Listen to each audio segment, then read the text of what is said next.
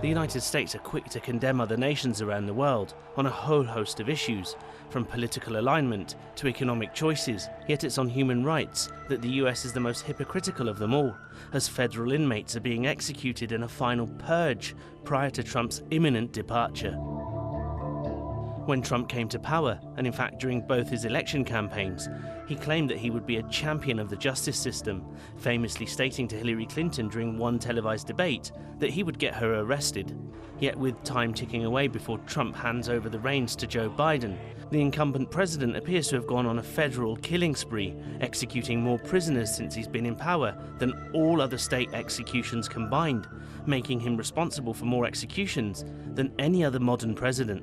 In 2020 alone, state-ordered executions totaled 7 across all 50 states of the US, yet Trump's federal executions have totaled 10, with 3 more inmates on death row due to be terminated prior to January the 21st, something that Trump will likely see out as the deadline approaches, potentially bringing the total to 13, almost double the amount of state executions. The decision by Trump to go on a final execution spree breaks with the norm, as traditionally, death row inmates are usually exempt from execution during a presidential transition period, allowing the incoming to consider clemency should the terms and conditions apply. I think the number that we've seen from the Trump administration is astronomical compared to what we've seen from previous administrations combined. And so, especially by adding on some on top of what was already scheduled, I think it's clear that they're trying to rush the execution process. But it seems that Trump is merely following the age-old US tradition of using the death penalty, as since colonial times, the US has executed over 15,000 people. Many of them had been later found to be not guilty due to technological advances, criminal investigations improving, and public opposition to the death penalty increasing. Naturally, the timing of the latest execution has raised the question as to whether this is genuinely a cause for justice, or is this simply Donald Trump playing God for one last time, showing the US and the rest of the world just what kind of man he really is.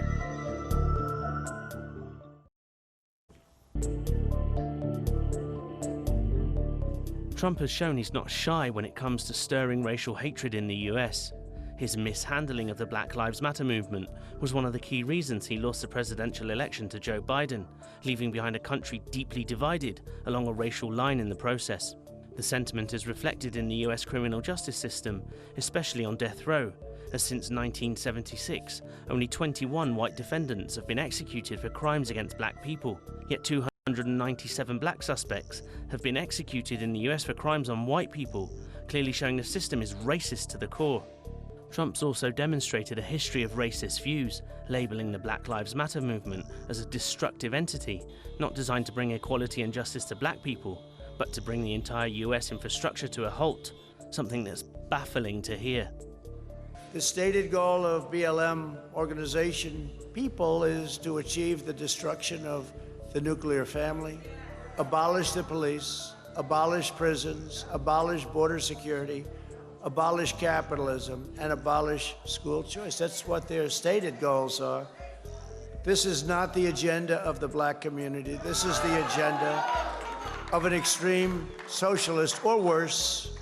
You know what the other word is. Yeah, Marxist, communist. With Trump supporters clearly echoing the sentiments of the outgoing president, groups such as the Proud Boys and other far-right organizations are lapping up the attention and openly supporting a crackdown on black people, either through the use of police brutality or through the execution chamber, something that the US has a haunting history on when it comes to killing black people.